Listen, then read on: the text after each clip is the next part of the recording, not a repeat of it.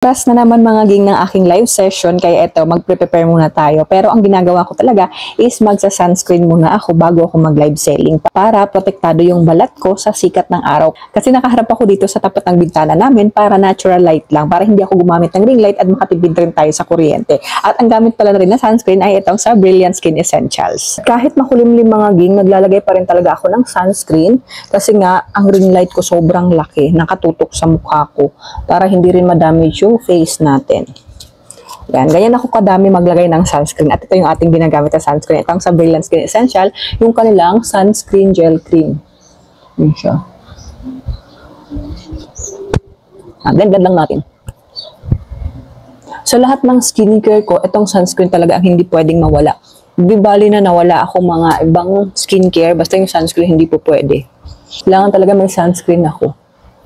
At uuwi ako maglagay ng sunscreen. Tingnan nyo naman. So, i-blend ko lang yun. Kasi blendable lang din naman siya. Nakita ba? Ang bilis lang niya i-blend. Yan. Ito o, diba? Na-blend ko na. Ang dami nun kanina pero na-blend na natin. At wala rin siyang white cast. Yun siya. Wala siyang white cast. At ang maganda rin kasi dito sa kanilang sunscreen ay meron na siyang SPF 30, PA+++, din meron pa siyang whitening actives. Kaya kung naghahanap rin kayo ng sunscreen na magagamitin nyo, i-try nyo na itong sa Brilliant Skin Essentials.